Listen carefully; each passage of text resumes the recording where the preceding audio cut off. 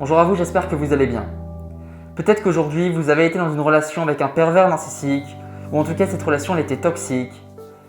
Vous savez, moi, peu importe finalement de savoir si c'était un pervers narcissique ou pas, l'important c'est de savoir si est-ce que c'était bon pour vous.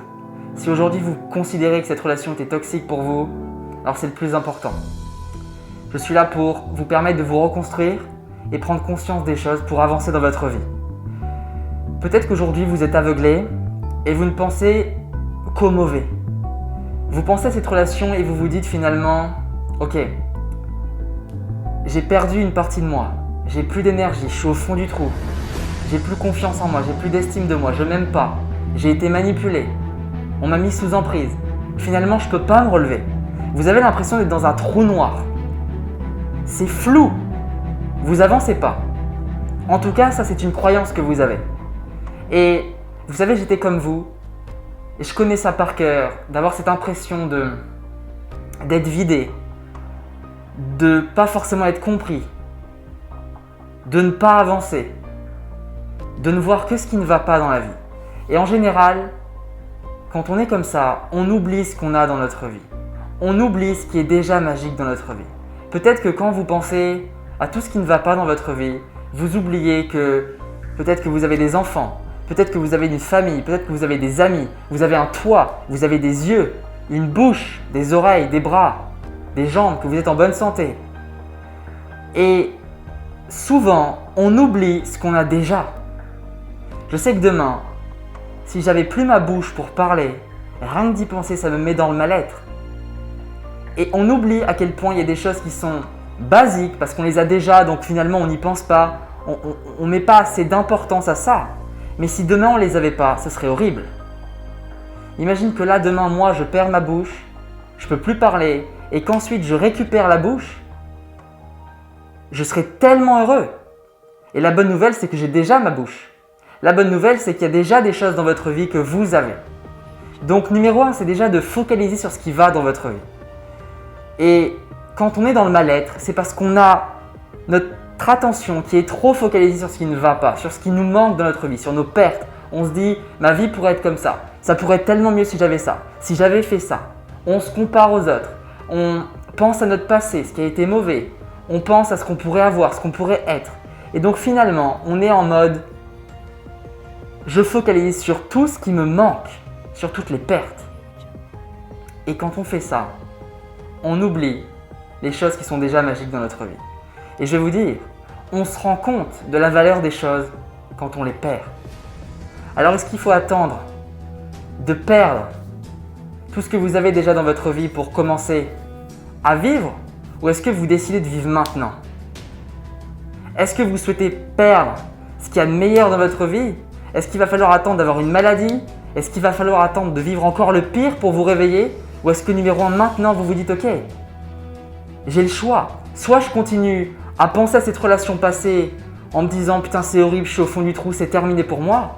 Ou plutôt vous vous dites ok, j'ai vécu ça, c'est comme ça, je ne peux pas changer les choses, mais je décide d'en faire une force. Je décide d'avancer malgré ça. Et vous savez, quand j'avais 12-13 ans, j'ai failli être abusé sexuellement par un ami de ma famille. Et à ce moment-là, je peux vous assurer que ce n'était pas confortable. À ce moment-là, quand tu as une personne qui est aimée de tout le monde, où on te dit elle est gentille, il est gentil, c'est pas possible, il n'est pas comme ça. Et que toi tu vois les choses, tu sais vraiment comment il est. Mais qu'en même temps, tu vois, tu es attaché à lui parce qu'il a su être attachant, il a su finalement te rendre dépendant. Et donc tu es attaché à un monstre. Je connais cette sensation-là. Et je vais vous dire aujourd'hui, avec du recul, je remercie la vie de m'avoir apporté cette situation-là. Soyons clairs, remercier la vie pour les choses qui ont été désagréables, c'est pas être d'accord avec ça. C'est simplement se dire ok, je décide d'avancer. Parce qu'aujourd'hui, si j'avais pas vécu ça, je ne serais pas la personne que je suis aujourd'hui. Si j'avais pas vécu ça, j'aurais pas cette sensibilité-là à comprendre les êtres humains, à avoir ce désir d'aider, de transmettre, de partager. Et donc je sais que mon passé est parfait parce qu'il fait de moi la personne que je rêve d'être. Et c'est ce qui fait qu'aujourd'hui je sers le plus de personnes possible. C'est ce qui fait que je suis passionné à faire ce que je fais. Donc je remercie la vie pour tout ce qu'elle m'a donné. Ce qui a été agréable et désagréable, au même niveau. J'embrasse tout. Merci. Alors je vous pose la question.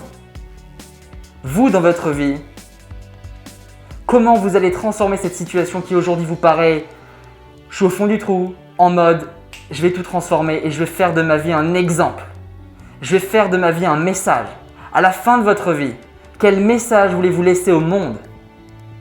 Moi, j'ai envie de vous dire, peu importe ce qui se passe dans ma vie, je décide d'avancer.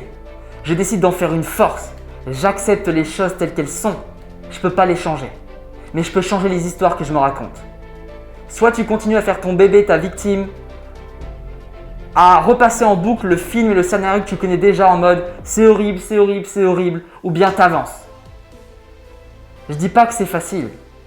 Je dis juste que si certaines personnes l'ont fait et que moi j'ai pu le faire aussi, à me relever et à transformer les choses, vous pouvez le faire aussi.